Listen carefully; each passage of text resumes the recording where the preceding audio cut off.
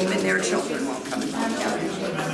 Are we set up to use that microphone, or? No, we can be.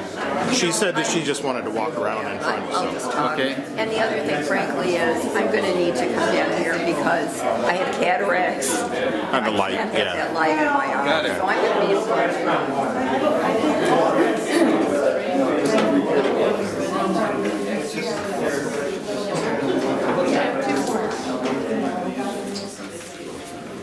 Time to start. Good to see you.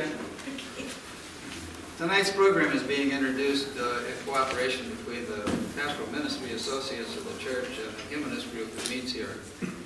This Humanist Group has been organized since October of 1999, and we have been very happy in the environment.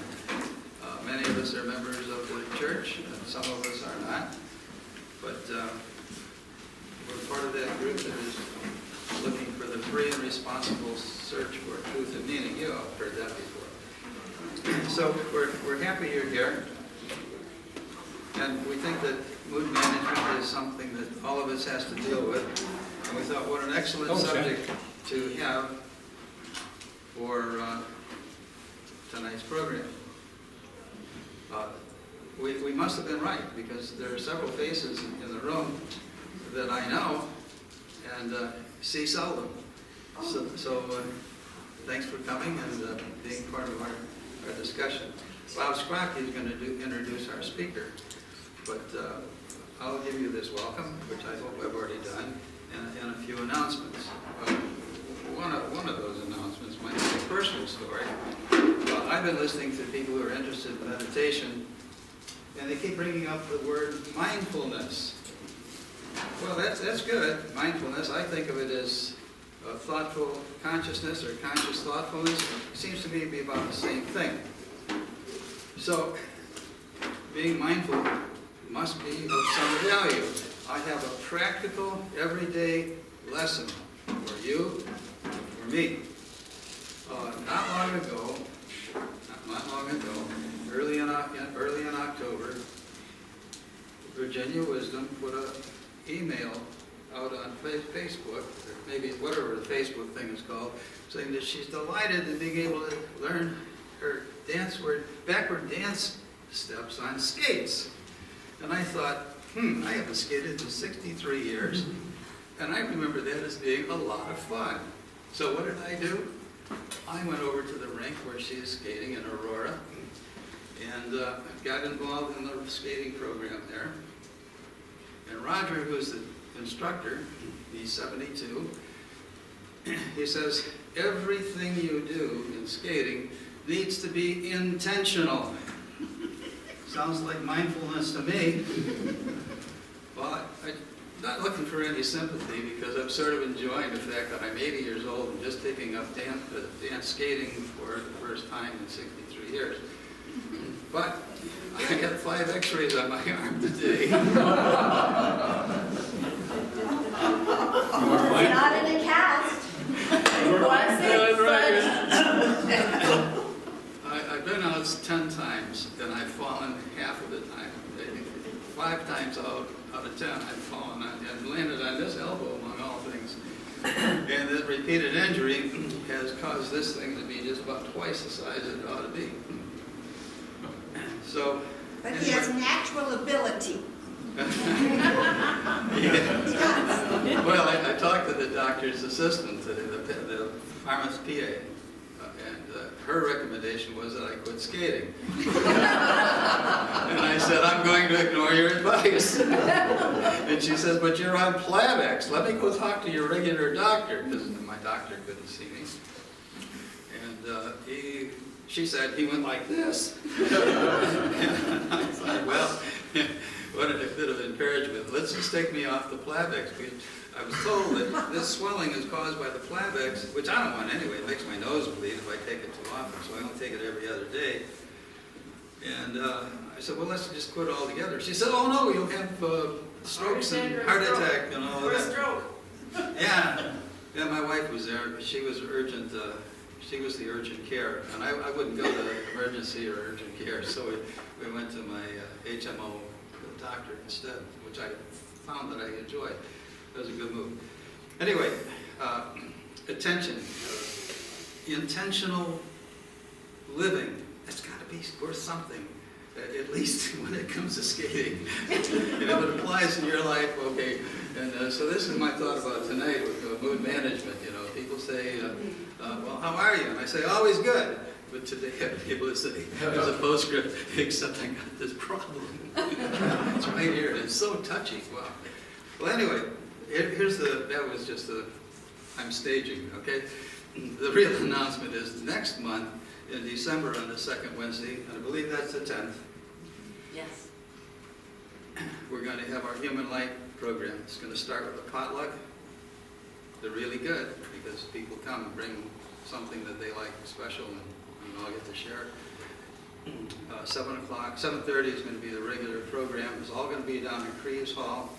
Human Light is a program set up by the American Humanist Association and Joe Fox in particular, who steered it through as a celebration of just being alive. Taking a moment to be satisfied with our existence and the fun and joy and so on that we can have in it. So I want to invite you all to come to that. If you can't be there at 6:30, but you can come by 7:30, please do. We set it up just that way so that you have a choice. But here's the big one. If you're coming to the dinner, bringing a dish to pass,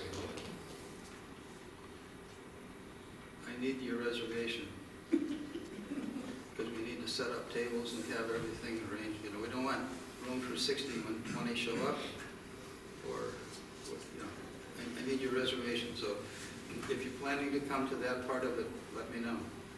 We can always bring in more chairs for people to come at 7:30. So that's the big announcement. We hope you'll think about that. We really would like for you to come. So it'll be a good program.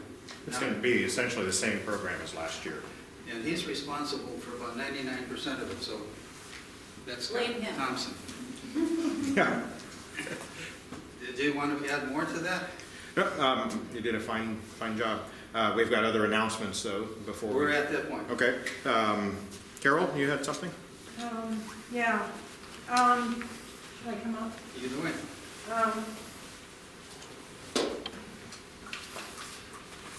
I'm Carol, and I'm a volunteer with several organizations, but this one is in the Israeli Occupation Group, working for peace and justice in Palestine. We meet on the third Friday of the month, so this month it's November 21st at Wesley United Methodist Church in Naperville, and we have a potluck at 7 and a program and discussion at 7:30. This time, Lynn Pollock from Jewish Voices for Peace will be joining us with updates about JVP and the Israeli military detention No Way to Treat a Child campaign, and we hope you'll join us for this inspiring and informative program. Some copies of the flyer on the back table. Some of you are on my email list, and so you already have gotten it via email. There is also a related Wheaton event on Monday, November 17th in Wheaton, and a program with American Friends Service Committee on that Sunday, November 16th in Oak Park. So copies of flyers are on the back, and if you have any questions, let me know. Just Views is usually the Friday following our humanist meeting. It's always the second Friday. This week, the subject is reproductive rights as they affect both men and women. And we'll be talking about not just the easier things like birth control, but some of the harder questions like abortion, including in the third trimester. And we're going to be looking at some of the hard realities as to why abortion is needed. We welcome 360 degrees of perspective, so hope to see some of you there. And the flyer's on the back table, and it's also posted on the Humanist Meetup group. Yes. And then we also got an ongoing program we call Science Sundays. And the next installment is going to be this coming Sunday. The topic is going to be why math is important to science. And many of you may have fond memories. Many more of you perhaps have less than fond memories of mathematics growing up. So I hope that this is fun. There's going to be there's a concerted effort to try and make it fun and accessible, as is similar for many of the Science Sunday programs. The Science Sundays happen on the first and third Sundays of every month at 9:30. The third Sundays is an ongoing series, and the first Sundays are a variety of topics by a variety of speakers. So again, that's this coming Sunday. And I think that's, unless, oh, yes. Will there be a pop quiz? Pop quiz. Since you suggested, I think that's an excellent idea. We can all blame you. Okay, thanks. There was, let's see. You did raise your hand a little bit ago to say something, and that wasn't it. What's on your mind before? Oh, well, my name is Deb. I'm the new board member. And this is the second time that I have helped with setting up the coffee for the meetings, and I'm already tired of it. So, I was hoping to get together a committee of people who would like to, once every few months, come in and maybe help set up the coffee, so that I won't be so tired by the end of the meetings. Please see me after our talk, and I will get your information. We can chat via email or whatever, okay? Again, my name is Deb. Thanks. We were talking about mugs too, maybe. Oh, and that's right. Scott, thank you for reminding me. Yep. If you become one of our volunteers, then you get one of our fabulous Humanist mugs that has this logo on it for absolutely free.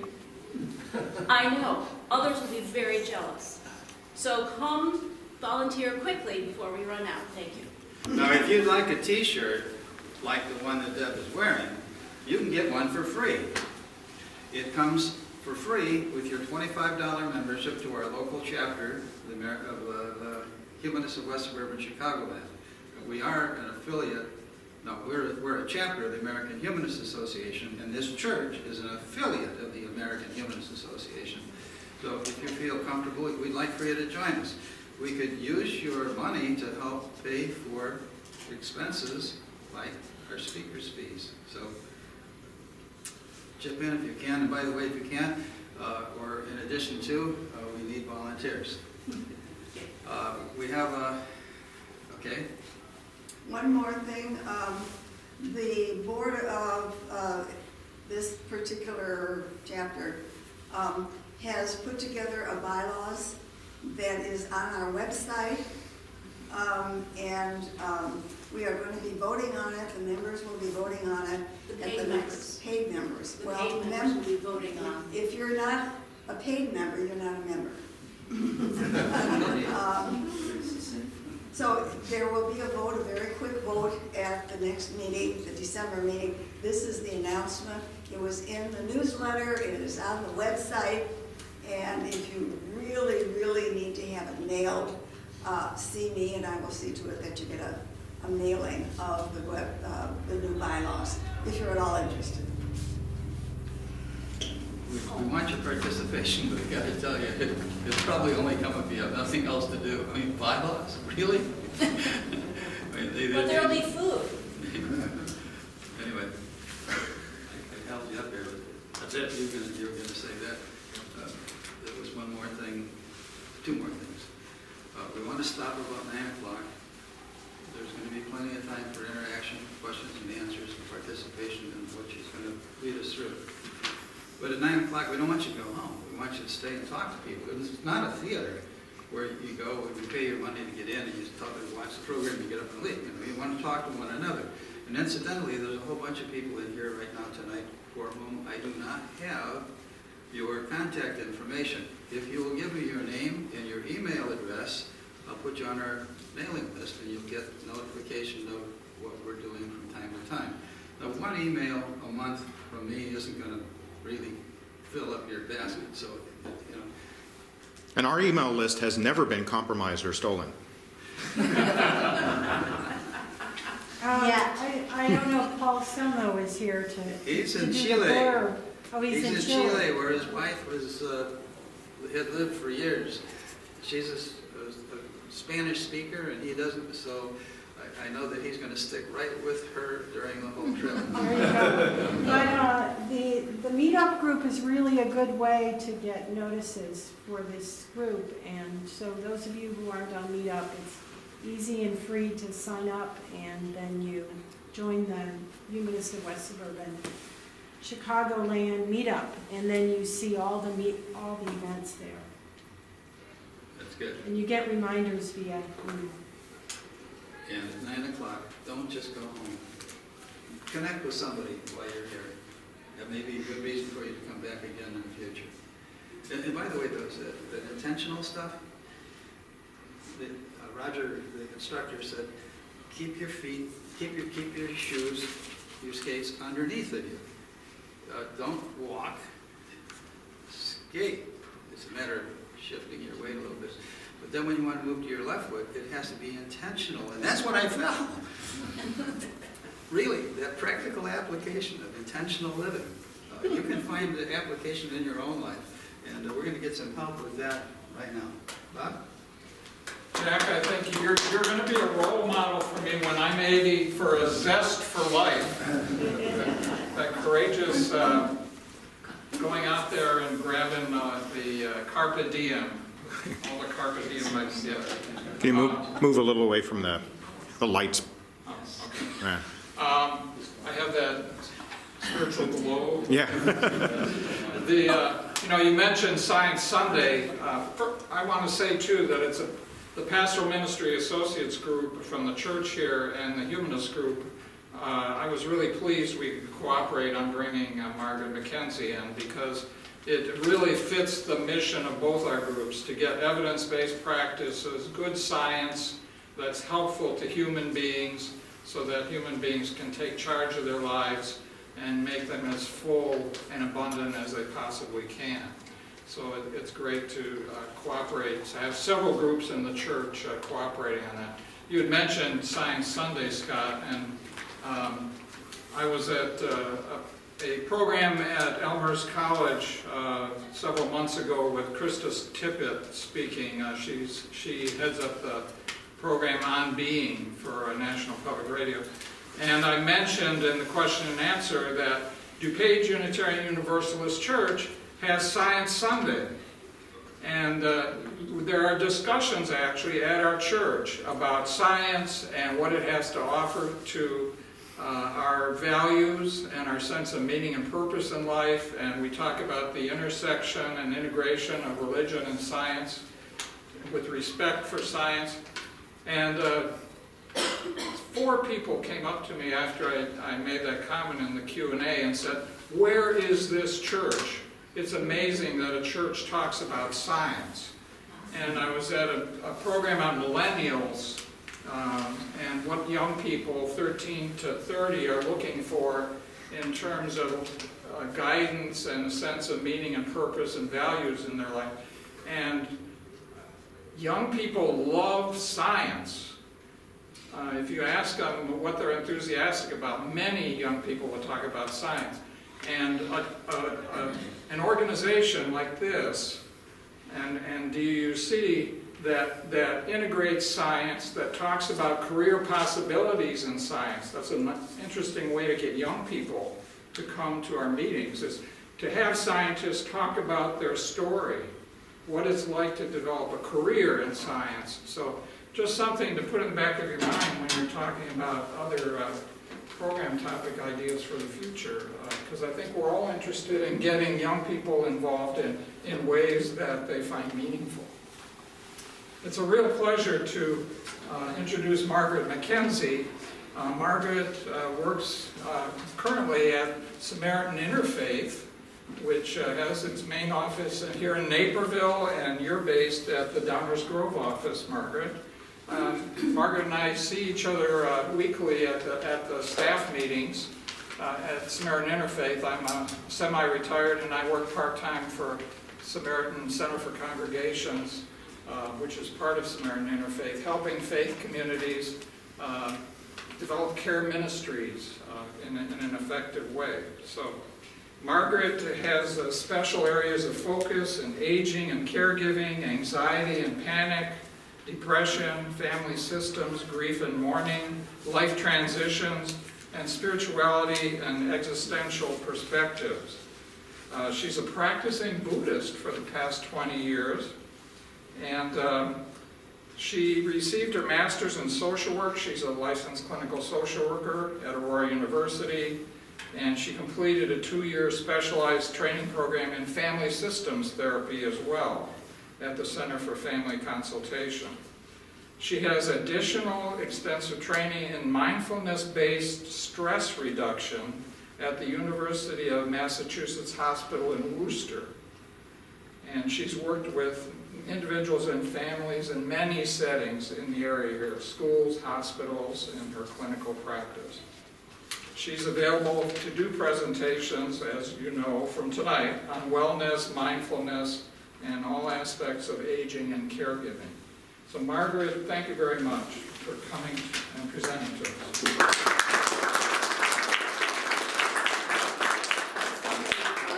Derek Rose, which is, I have a little thing with my meniscus, so once I get up, I'm fine. It's just coming and going is part of the trouble.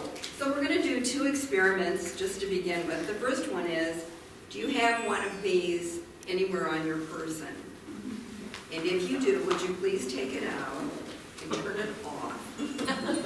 Depending on how long we run, we might do an experiment with it at the end. And then if you wouldn't mind, actually put it a little distance away from your body. So just, you know, so don't put it on rumble unless you're expecting a baby. If you're expecting a baby, you can have it on vibrate. But otherwise, whatever it is, it'll keep for an hour. So that's the first experiment. The second is, I just like to do a little mindfulness practice to start out with. And then at the end of it, I'm going to read a poem by Thich Nhat Hanh. So when I got home tonight and I turned on my email very quickly, the news was on there that Thich Nhat Hanh apparently is in the process of passing away. It sounded like he had not, but that he was in a coma. And of course, Thich Nhat Hanh is a Buddhist. How many people know Thich Nhat Hanh? So Thich Nhat Hanh was a Vietnamese Buddhist monk who came here during the war in Vietnam. He treated both sides of the conflict there. He was a social worker and a monk, and he treated people who needed help. He didn't care if they were from north or south.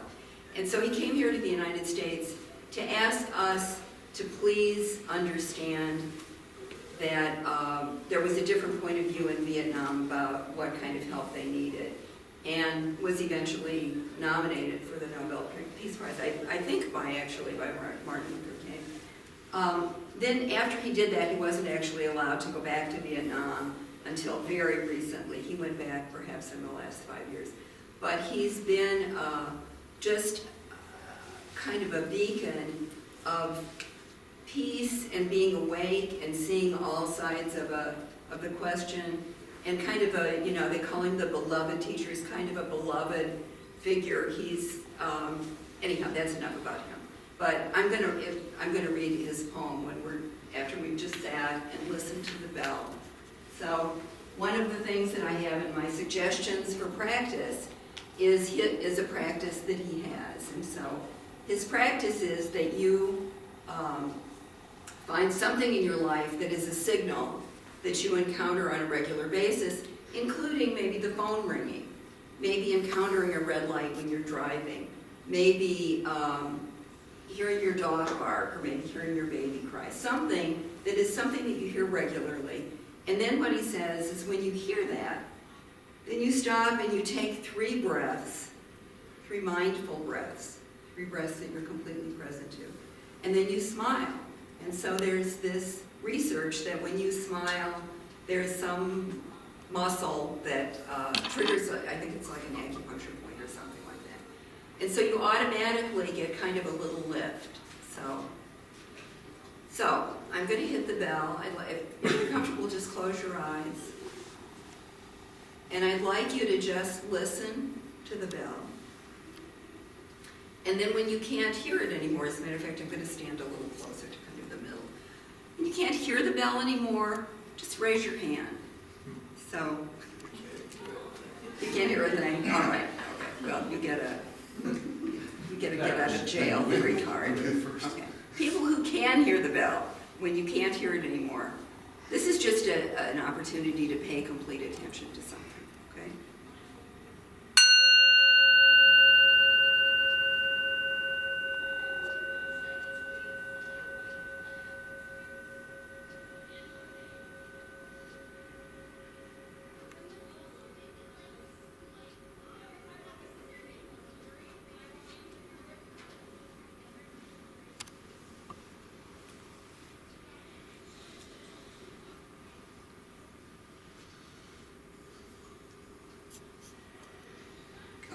That's most people.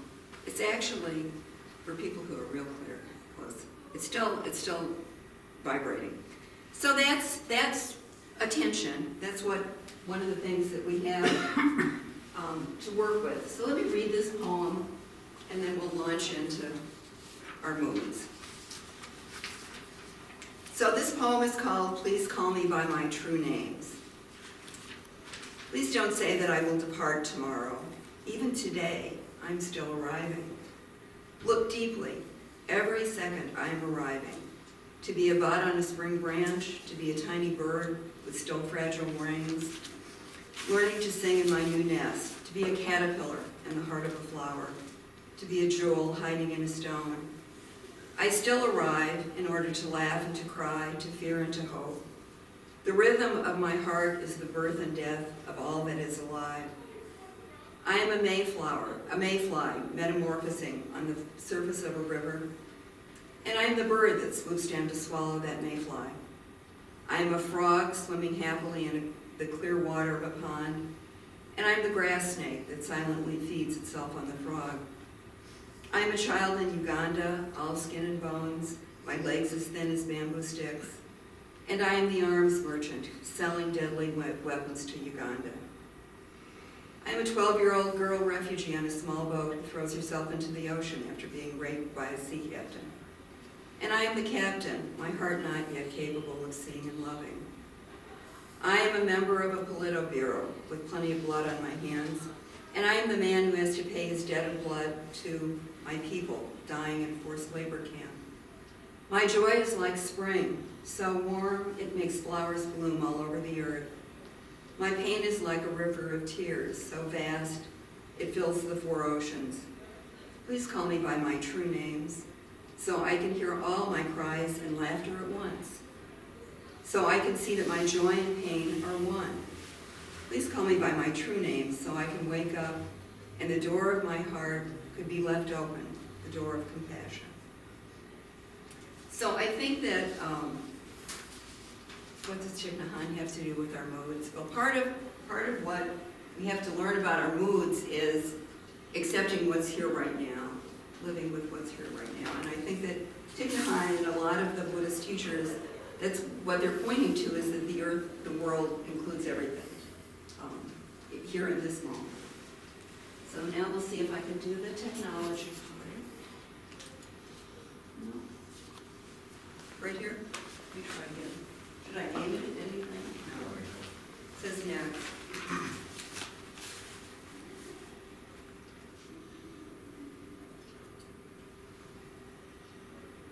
So a good way to do it is just to Oh, to do roll it. the wheel, and you can go forwards or backwards. So, a quick overview of this presentation. So, we're going to talk about what is mindfulness and how do we pay attention. We're going to do a quick overview of the fight and flight response. We're going to talk about what happens when we're stressed. Then we're going to talk about how to define mood. What do we mean? What are we talking about when we say, I'm in a good or a bad mood? How do we manage our moods? What are the things that we're automatically doing to manage our moods? How can we turn off our autopilot, which is a part of the fight or flight response, and some simple ways to get grounded. We're going to have the boat appear several times in the course of the presentation, and when the boat appears, we will stop and do something. So I picked up a book at the library, it was called How to Give a TED Talk, and it turns out that I already knew how to give some parts of a TED Talk, which is about every 15 minutes, you have to stop talking and actually do something. So a perfect TED Talk is about 15 to 18 minutes long, and that's the end of it.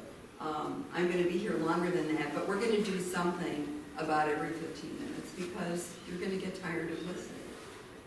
So, here's mindfulness defined by John Kabat-Zinn, and I haven't memorized this. So mindfulness is awareness cultivated by paying attention in a sustained and particular way, which is on purpose, in the present moment, and non-judgmentally. And so I think the non-judgmentally is the part that one of the things that people really emphasize when you're talking about mindfulness is learning, like the poem, to notice what's here right now and to not jump to labeling it good or bad. This is great, this is perfect, this is wonderful, this is terrible, I hate this. But just to notice what's going on right now. What is that? So, and then the second thing he says is, we engage in systematically regulating our attention and our energy. And so I'd like to do the thing with the bell as a way of noticing what is it like to just pay attention to one thing. You know, we'll do the bell again. So that is the element of attention.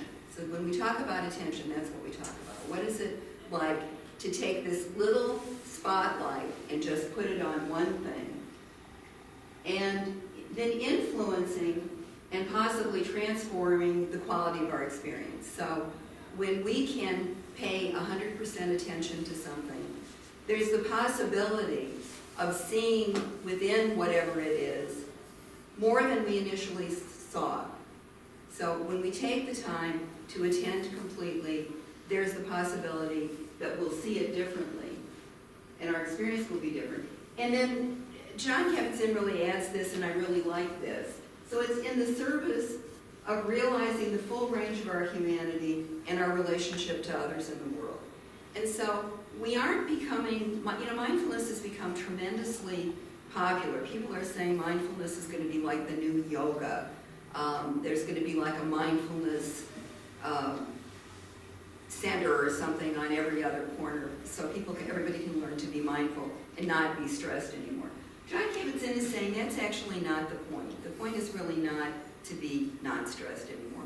The point is actually to wake up to what's going on in the present moment in our life and see how we can expand the lens that we're bringing to it, and we can improve our relationships with other people by paying more attention, by not just getting into our autopilot. So that's what mindfulness is. Okay, fight or flight. Do people remember this from especially that you have science here, maybe I don't even need to go over this if everybody knows. Your fight or flight response system is wired into you. It's the sympathetic nervous system. It is triggered by real or imagined threats. We're the only beings for whom imagining that there's somebody standing outside with a gun can be just as detrimental to our fight or flight system as somebody actually being there. So that system is completely capable of being triggered by only our imagination. And frankly, for most of us living in this culture, that's what's most often triggering it. We don't really actually run into lions on the savannah very often and need our fight or flight response to run up a tree, which was what it was originally invented for. Yes? And what's the difference between flight and flee? There isn't, and it should be freeze. Oh, freeze. Right, I'm sorry. Oh, okay. So it is fight, flight, or freeze, and I need to fix that. So, and I guess the thing that we must I'm sorry, you think said of when free rather than flee? Freeze. Freeze. F-R-E-E as opposed to F-L-E? Freeze as in stop. As in stop. Oh. As in, so the thing we most often think about when we think about freeze, and I apologize Oh. for not fixing my I thought that was perfectly logical the way it was said. Yeah. So. Is a possum. So if you've ever walked out on your porch and had your dog run out there and there was a possum on your porch, this happened to me, the possum freezes. It completely turns its whole system off and it appears to be dead. So humans are more and more likely now when their system is triggered to freeze. So we are more likely to not fight with people. And frequently, frankly, we're in a position where we can't flee. So if you're in a difficult situation at work, and your boss comes and says something, or you get some kind of email that makes you get really anxious, you actually cannot fight. You can't get up and go in and argue with your boss, and you can't necessarily leave the room. And so what we're more and more likely to do as humans is freeze, and that really is contributing to people, the prevalence of depression.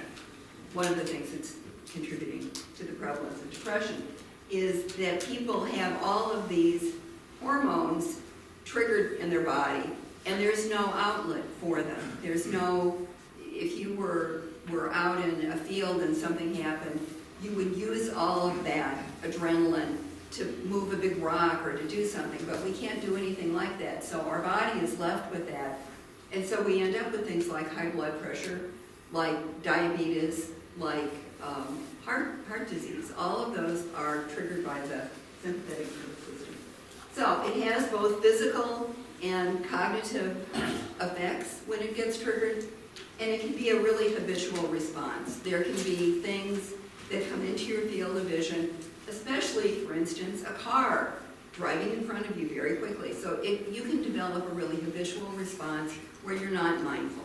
You don't stop and say, I wonder what's going on with that person that they felt like they had to be driving so fast. We develop kind of a habitual way that we respond to the fight or flight. Oops. So this is what happens to us cognitively when we're stressed. Our thinking speeds up. So our thoughts go faster and faster. And our field of awareness tunnels down. So this made a lot of sense. Once again, when we were in the savannas, it made a lot of sense for us to only focus on what was right in front of us that we needed to deal with. So our thinking is going faster. Our field of awareness is narrowed down. We are less able to develop new responses, a unique response to whatever is going on. We're more apt to fall back into old responses. So can people think of a time that something like this has happened to them? Sure. Yeah. Recently, I was on a bicycle trip, and my friend had the GPS, and I was on my own. We were going to meet in another town, and I got lost.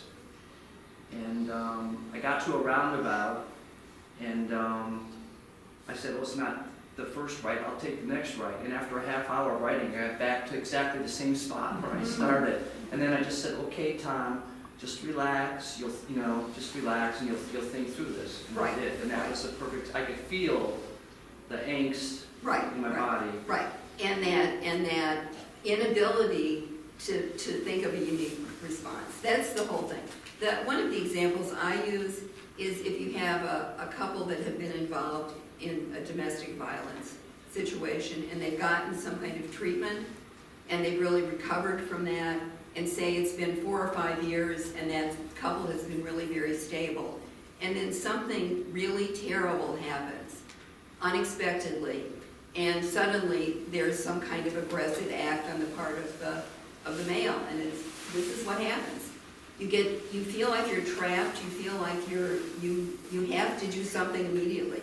People are not able to generate new ideas. So this is what our brain does when we're stressed. And as a therapist, I see this constantly. I see constantly that people they fall back into some old behavior, and they don't know why they did it. Because when they're calmer, that isn't something that I wanted to do. But it happens Experience on for the autopilot. evening. It's time for another experiment. Good, it's about 15 minutes, it's good. So I'm gonna, do we want to just stand up? Let's stand up. We're standing up. So this is something you can do at your desk, this is something, a few things that you can do if you're sitting at the computer all the time. So we're just gonna do a few things. We're gonna roll our shoulders. Just gonna roll them back every time. We're gonna roll them forward. And just do this.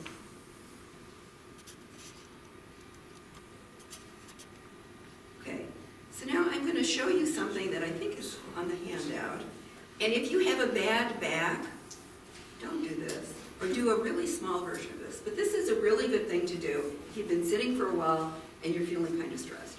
Okay, so you're gonna, I'll just demonstrate. You're gonna almost look like a star. So you're gonna kind of have your hands out, and you're gonna take a deep breath, and then you're just gonna fall over and you're gonna go.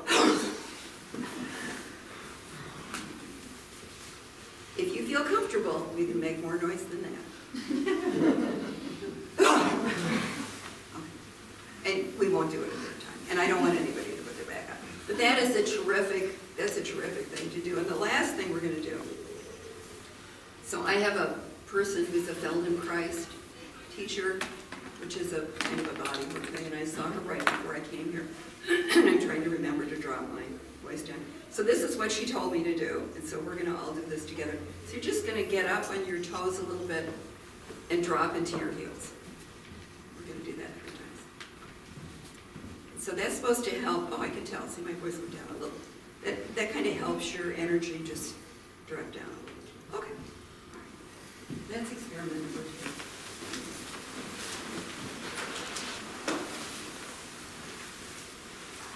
So breathing helps unhook the stress response.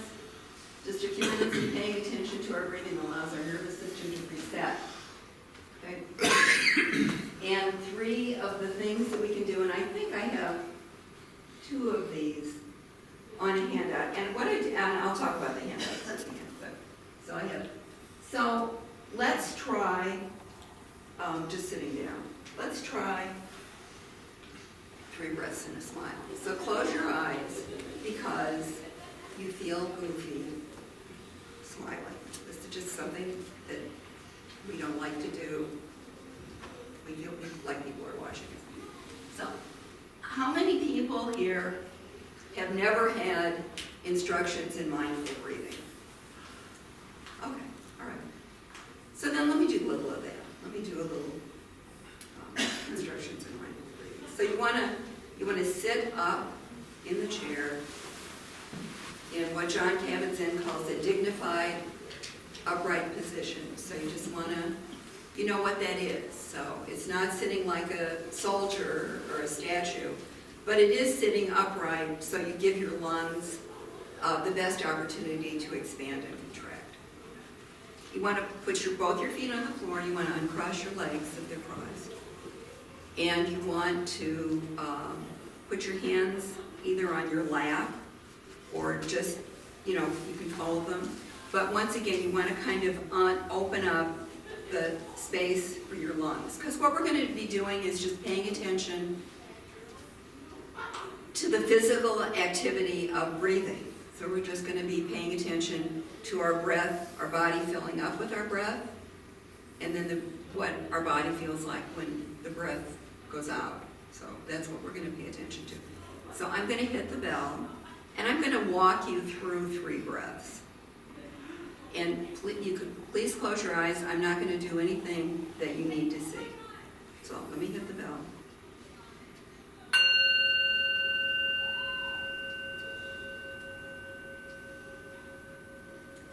And so what you want to do is pay attention to your breath coming in and notice the place in your body where the fact of your breathing is the most vivid to you. So For some people, it's up in the top of their chest. They feel the top of their chest rising. For many people, it's feeling the rib cage expand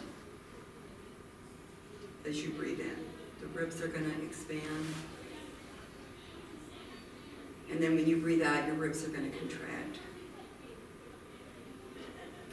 And for some people, it's feeling your belly pressing against your pants, the waist of your pants.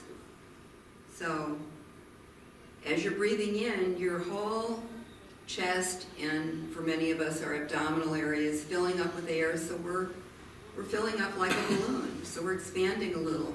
So notice where that expansion is the most vivid to you. Some people, when they breathe in, feel their back pressing against the back of the chair. And some people feel their breath coming and going all the way down in the bottom of their belly. So I'm going to stop talking for just a minute and see if you can find the place that is the most vivid to you. The place where the breath is the most noticeable, where you can really feel like, I know I'm breathing.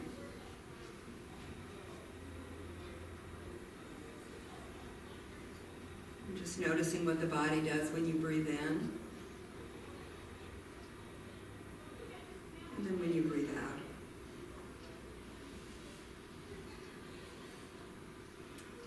So starting now, just take 3 breaths. Just count them, 1, 2, 3. And then, if you're comfortable, just smile at the end of that. And I'm going to take 3 breaths, and then I'm going to hit the bell again.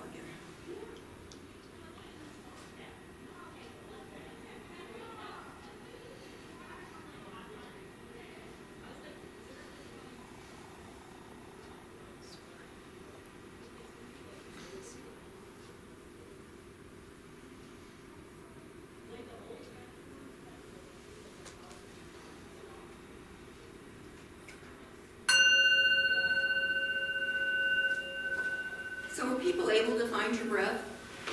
Most people? What was that like, people? You feel a little calmer? Was it irritating? Relaxing. Huh? Relaxing. Relaxing, yeah. It's like a form of meditating. Mm-hmm. Yeah, it is a form of meditation, yeah, yeah.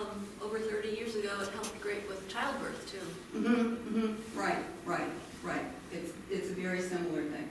Breath counting is doing the same thing, except what you do is that you count each breath up to 4, and then you start over again. So you just count the breaths. It's way harder than it sounds. So it sounds like a really easy thing to do, but what you find, actually, I would guess, were there people who, while we were just trying to do 3 breaths, that noticed that your mind got hijacked, that you were kind of counting 1 breath, and then all of a sudden you were thinking about what you were going to do later or what you forgot to do at work today. So do people have that experience?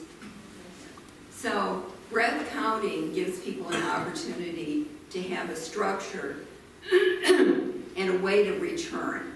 So breath counting, you notice that your mind wandered off, and then you just come back again to 1.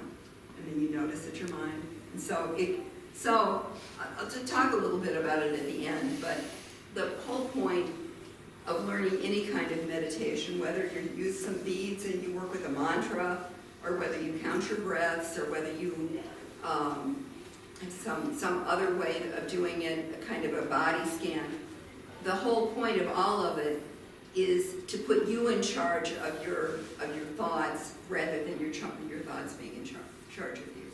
So it's a way of not letting yourself be hijacked, particularly when you're in the fight or flight responses, particularly when you're aroused. If you can stop and take a couple of breaths, often you can disconnect from that automatic response and slow down that very fast thinking. So remember that I said part of what happens when that gets triggered is that your thinking speeds up and you get very much like driven to figure out some kind of solution to something. And if you can stop, if you can notice, oh my gosh, my head's going 100 miles an hour, and you can stop yourself, and kind of push the reset button with your breath. It's really helpful. Okay, so now we're going to talk a little bit about moods. So this is really interesting. I really, honestly, I think I've probably been a therapist about 15 years when I ran into the work of Robert Thayer, the training program that I did, the family systems training program that I did. One of the teachers there was really impressed with this man's research and started teaching about it, and I really, really liked this. Just made a lot of sense.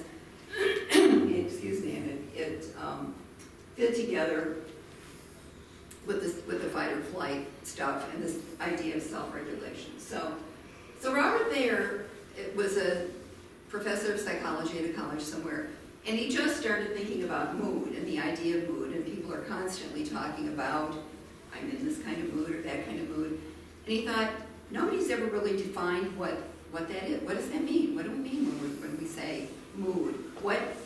Psychologically, what is that? So he did a lot of research. Of course, college professors have got 1,000 students there, and they're able to do all kinds of research. And he developed a model that is a 2-axis model. And so the first axis is a reflection of our physical state, tired to energized. And the second axis is a reflection of our mental state, calm to tense. And so these two axes together produce the possibility of 4 mental states, and mood states, and here they are. So calm energy is when your mind is calm and you have a lot of energy. And frequently this is the way many of us feel, hopefully right before we go to bed. You know, we're kind of calmed down, or no, actually, it's calm tired. But a couple of hours after we wake up in the morning, we have calm energy. We're not going 100 miles an hour. Our energy is pretty good, and we haven't gotten engaged in everything, so our mind is still fairly calm. Tense energy is when our energy is good, but our mind is really kind of revved up. This is the way I would say that most of us are when we go at work. If you've been at work and say you're 3 or 4 hours into your work day, this is probably how you are. Your energy is still pretty good, but you're really kind of revved up. Tense tiredness, I call the hell realm. So tense tiredness is when your mind is still going 100 miles an hour and your body is really, really tired. And one of the ways that I think you can most often experience this is if you go into a home with small children at 4 o'clock in the afternoon. So this is exactly what this is. Everybody is kind of revved up and everybody is kind of exhausted. And in calm tiredness is hopefully if we've figured out a way to kind of wind down our attention, then before we go to bed at night, hopefully we're calm and we're tired. So he kind of identified these states. He actually had a way of having people keep track of their states. So he had, I was going to insert it in here and I just didn't have time, but he had 2 little tracking things. A way that people track their 5 variables that track their energy and 5 variables that track their mental state. And he had people like wear a buzzer or something and evaluate themselves throughout the day and then evaluate their behavior. What if they identified that they were in this tense, tired state, what kinds of things did people do to get away from that state? So this is what he found. He found that there were 6 different kind of categories of ways that people tried to manage their moods. And what they wanted to do is they want to go from tense, tired. So that is a state, we would say in the Buddhist tradition, we would say aversion. People have aversion to this state. And they want to go to calm energy. So there's kind of 2 different ways that people are motivated. One is, I don't want to feel tense and tired anymore. And then another one is, I really want to feel calm and energized. So people have strategies going towards those. So the first active mood management is actually saying kind of what we just did here in the second experiment, which is saying, I'm kind of revved up, I want to help myself shift away from this mood, and I'm going to actively either exercise or meditate, or I'm going to listen to some kind of a guided meditation, or I'm going to do something on tape. And who was it that talked to me about the post-election? Okay, so I said I was going to tell this story. So I woke up the morning after the election, and I was in a bad mood. I was in a bad mood, and I was sad, and I was draggy, and I was just in a not a good mood. And I said to myself, okay, and actually I've given 2 talks on this the last 10 days. Okay, you're going to talk about mood management, so do something. And actually what I did was I scrubbed my bathrooms completely from top to bottom. And by the time I was done, I felt better. So that's active mood management. I engaged my big muscles. So if you're a person that suffers from depression, one of the things that you can do to shift your mood is engage your big muscles. And you can engage them by going to the gym and running or doing something like that. But you can also engage them by doing something physical and scrubbing something or raking leaves or sweeping or doing something that engages these big muscles in your legs and engages your arms and kind of gets your blood flowing will shift your mood. So, and it was successful for me. So somebody had a question there, and I better drink some water. Yes. My question was, what are you talking to yourself about while you scrub that bathroom? What is your mind doing? You know, I think part of mindfulness, and frankly part of the Buddhist tradition, is when you're scrubbing the floor, you only scrub the floor. You don't think about anything else. You work really hard not to think about anything else. You work really hard. So I think that part of the idea of mindfulness, that's a terrific question. Part of the idea of bringing mindfulness to an activity is to only pay attention to that activity. So to really pay attention to the bathroom floor and really look at it and say, can I get all the cracks and crevices on this floor? Can I, the area around the faucet, do I need to go and get like a little, honestly, this is what you find in Zen centers and stuff, can I get a little toothbrush? Do I need to really, yeah. But my mind is saying, I have been doing this kind of stuff for 60 years, maybe 70. What kind of stuff? Cleaning bathroom floors, and it just gets dirty again, and what am I doing this for? That's what's going on in my mind. Well, then do something. Sounds like an existential question. No, but do something else. Do something else then that gets your mind off of what's worrying you. Yeah, you're Take a right, walk like in pounding on the arboretum, piano. But the whatever. bathroom floor stays dirty, that's the problem. Yeah, but, Right. but I think the whole idea is just to do the best you can at the task that you're doing, no matter how simple it may be. Right, that is exactly it. And to do it only for the sake of itself. So once again, to point back to Thich Nhat Hanh, he has a little thing about washing the dishes. And that if you're in a monastery and you've got hundreds of dishes to wash, you can do whatever you want, but the idea is to only wash the dishes, not wash them waiting for the cup of tea that you're going to have when you're done with them. So to try to bring all of your senses to what you're doing.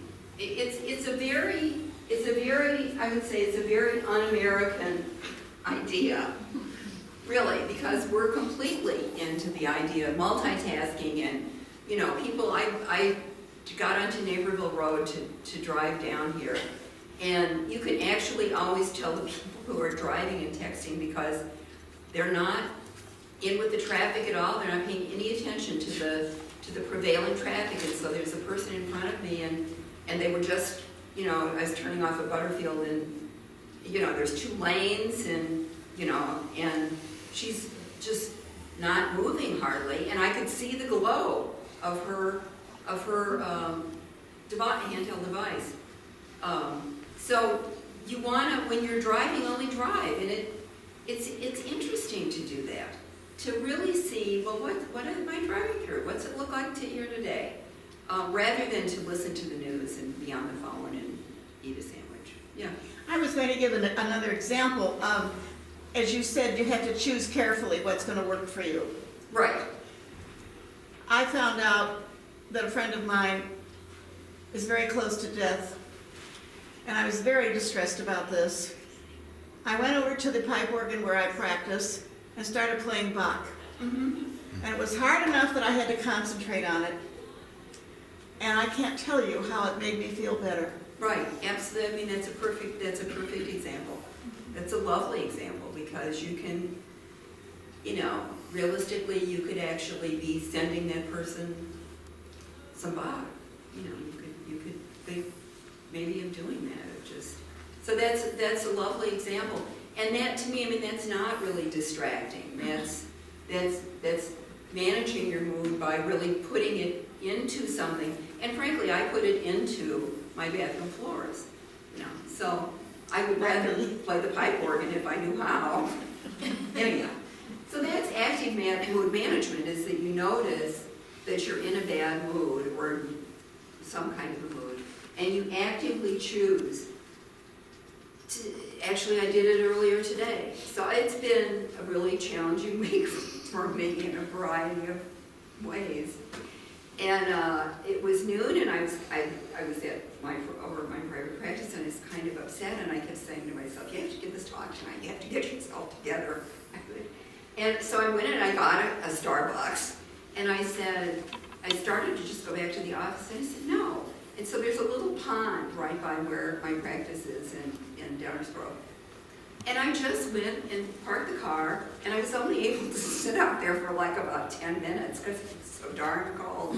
But I was doing that. I was actively saying, you know what, you need to make some choices here and see if you can find something that can, kind of divert your spirits, and it did, So that's active mood management. The second thing is seeking pleasurable activities and distractions. And so this is, and when Thayer wrote all this, because it's about 30 years old now, the internet just was not the way that it is now. But I'm sure if he was investigating, this is where he would put getting on the internet. So I think it's probably the main, almost like the main diversion now, if people are in some kind of mood, is to get on the internet and divert themselves.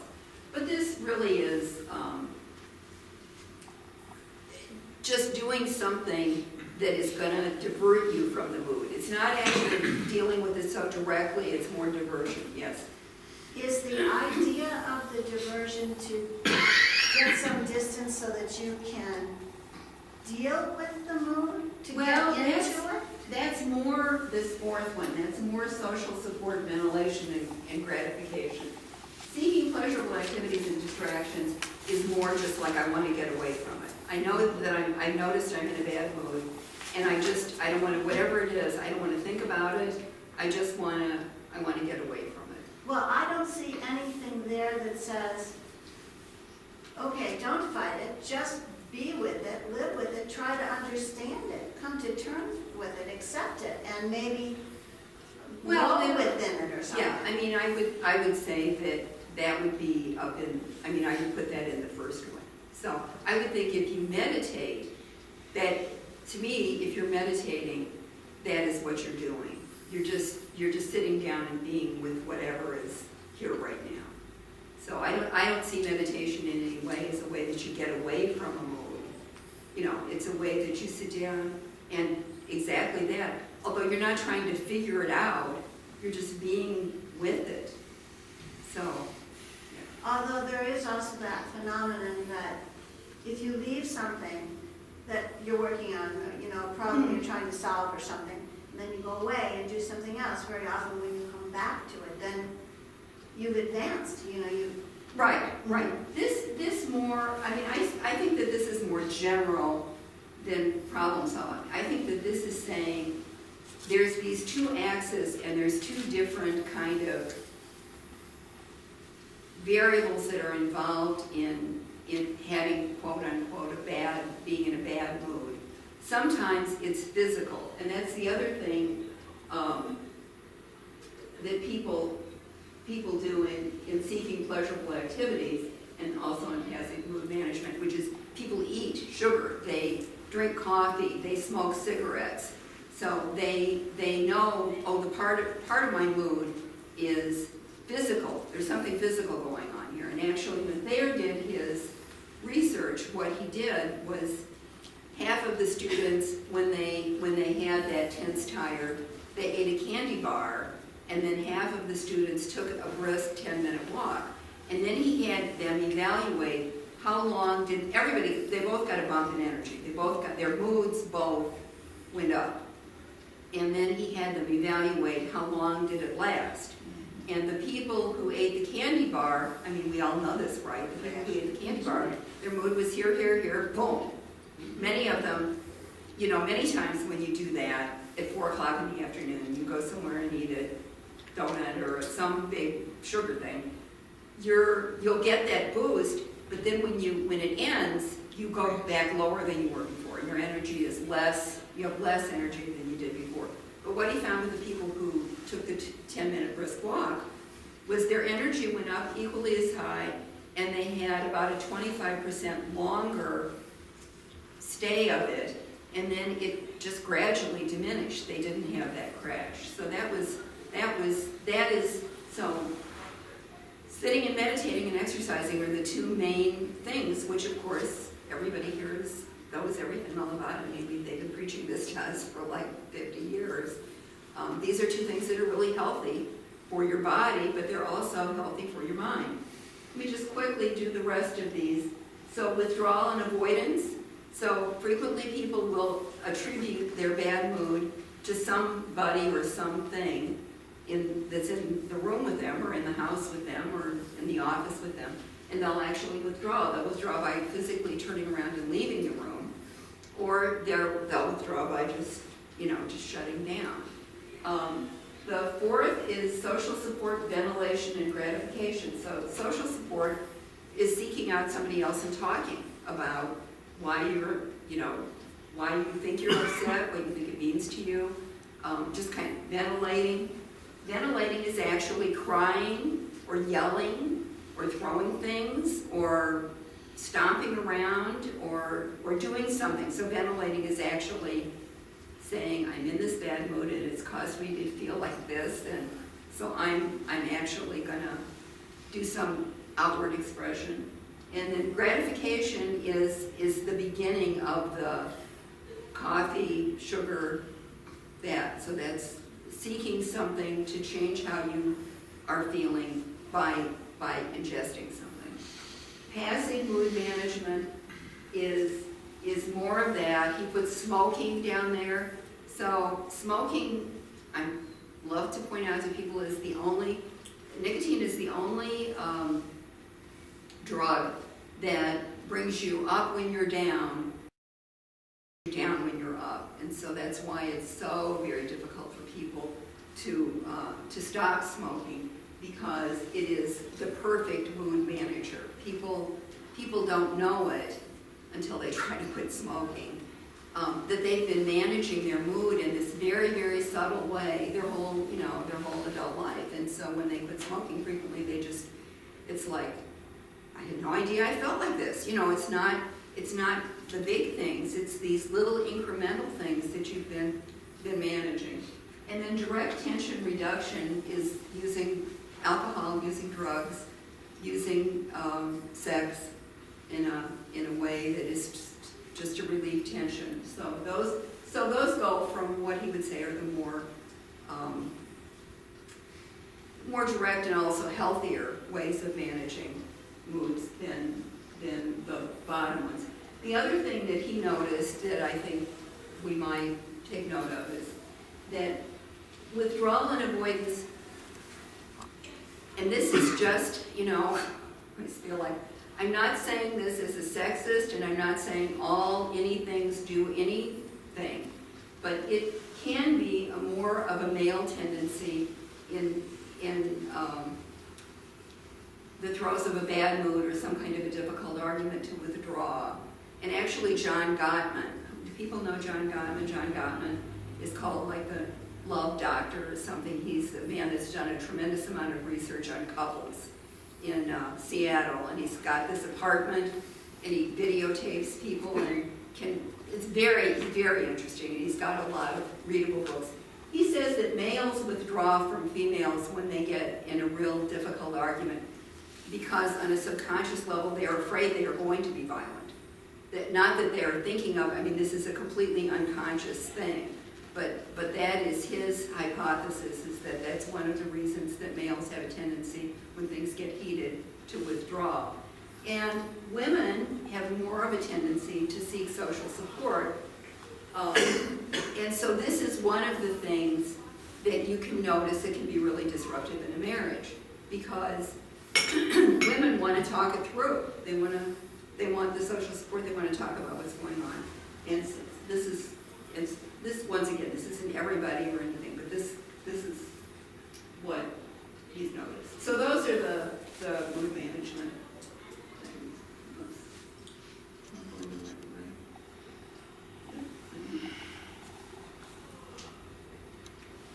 Okay, I think we won't do one more. Do we need another experiment?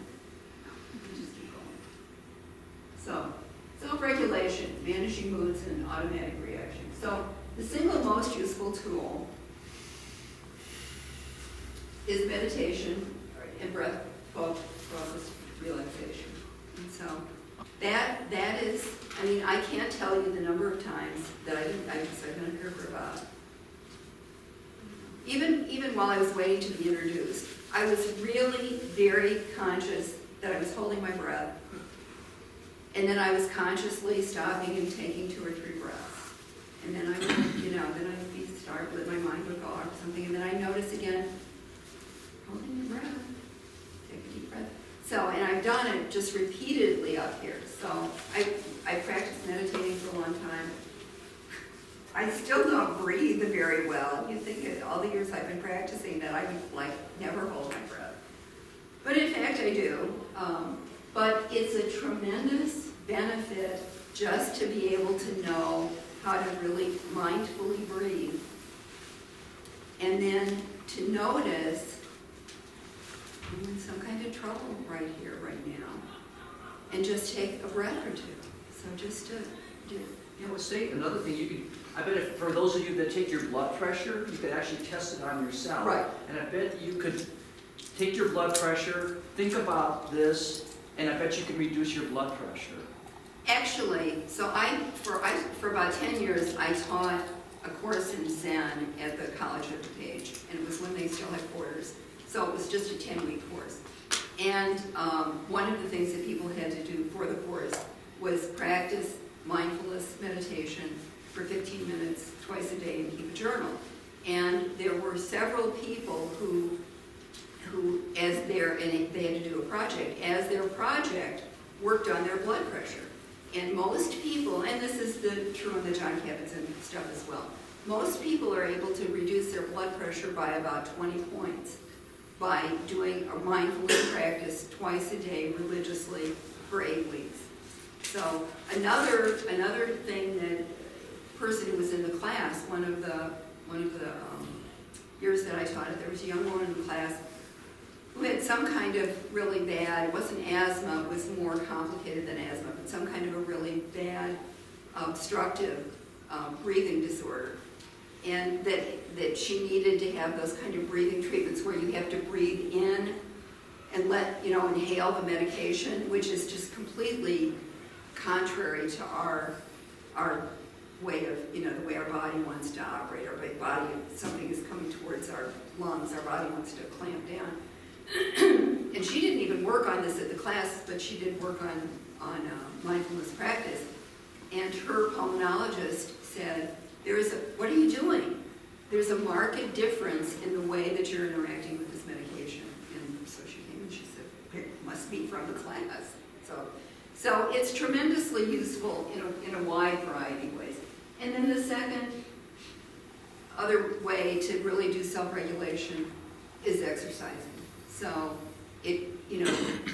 now they're saying you can just do 10 minutes 3 times a day. I mean, they made it about as easy for us to try to get on a regular exercise schedule, but it absolutely gets rid of the fight or flight,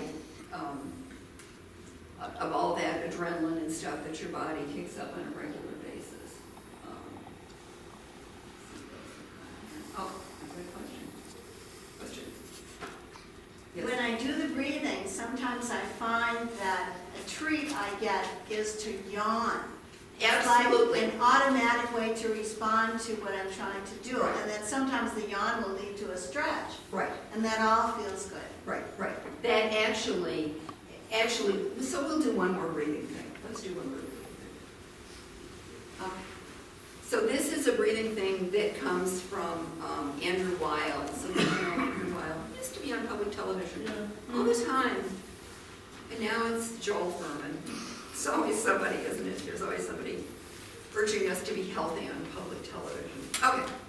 So once again, it's going to be easier if you close your eyes. And this is going to involve, this is called Darth Vader breathing. And so it's going to involve making a little noise at the end. And just, if you close your eyes, then you won't see your neighbors looking at you while you're making this noise. So, but this almost always, when I do this, provokes exactly what you're talking about, which is it provokes a yawn. So let me tell you what we're going to do, and then we can walk through it. And actually, you're going to want to do this at your own speed. So I'm going to give you the model a couple of times, but then I want you to do it at your own speed. So you're going to breathe in to the count of 4. So you're going to breathe,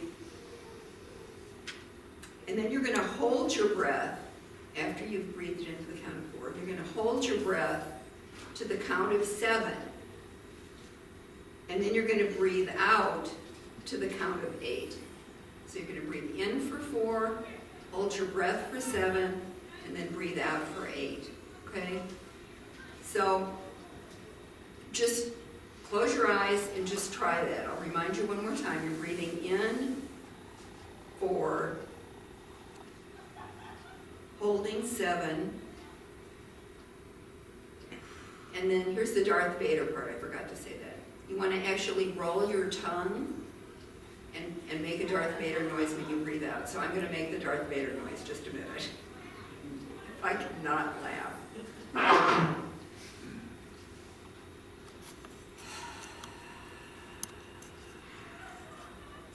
And you do that for 8. So you really empty your lungs when you do that. So give that a try. You just want to have your mouth open, and you just want to make you want to engage your belly muscles a little bit and push that breath out. So just experiment with that a little bit.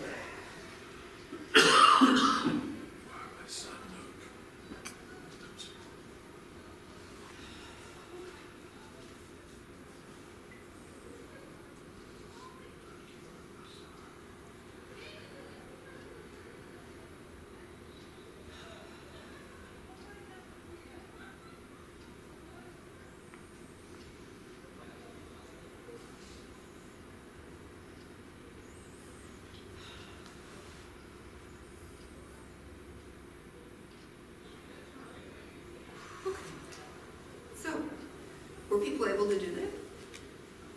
What did you notice? The people not connected. Did you notice anything different with your breathing at all? It's not challenging. It's challenging. Yeah, it's challenging.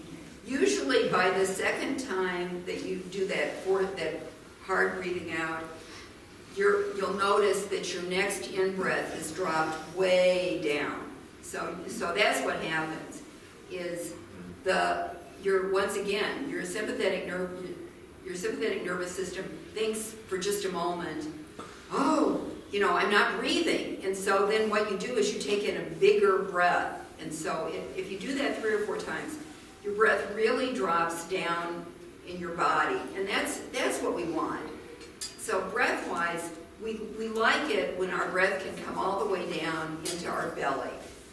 And one of the ways you can do that is by laying on your back. If you lay on your back, you diaphragmatically breathe automatically. You can't keep your breathing up here in the top of your chest. When you lie down on your back, you automatically, your diaphragm expands and contracts. And that's what you want to do, because that way you're getting your breathing all the way down. You're filling up all. If you're really interested in this, there's a terrific CD available on Sounds True by Andrew Weil called Breathing. And it's one of the CDs is just explaining everything that I just said, that the breath is the one thing that is a doorway between the automatic nervous system and the conscious nervous system. So obviously we have not been sitting here in the room all day, all the whole time, telling ourselves to breathe. We've been breathing, it's automatic. But we can also consciously do what we just did. We can do that kind of breath. We can do, there's a what they call a 4-square breathing. There's a tremendous number of kinds of breaths you can do that really help you self-regulate. So if you're interested, you can go to Sounds True and you can look for Breathing by Andrew Weil, and it's a terrific book. So try that. This is a good one to do when you have insomnia, to try this Darth Vader breathing thing 2 or 3 times. So we have 2 more minutes for any more questions. When I was doing the Darth Vader thing at the end, I thought I had to say, Luke, you are my son. Well, there you go. There you go. Okay, anything else? All right. Yes. It just happens that I nanny my granddaughter twice a week, and she's only 3.5 years old. Mm-hmm.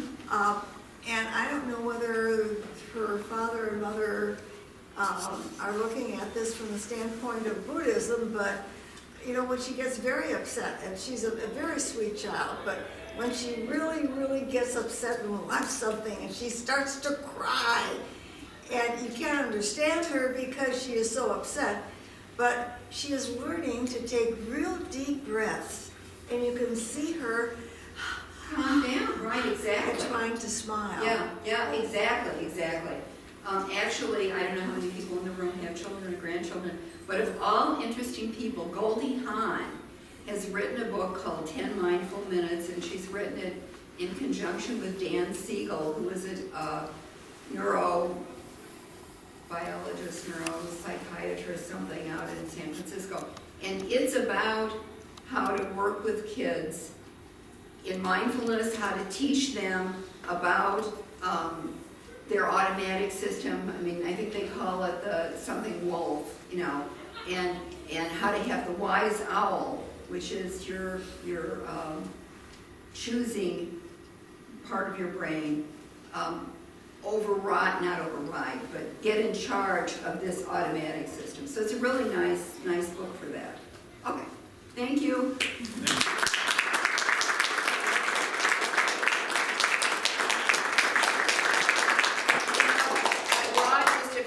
Handouts, and I just figure you have a copy machine here, and you know, you should just put the handouts by the copy machine, and then if somebody wants a copy, they should come and make a copy. I've just given up like bringing a whole lot of handouts places because my closet is full of handouts that I never looked again. So the main thing is you have to learn this and you have to do something.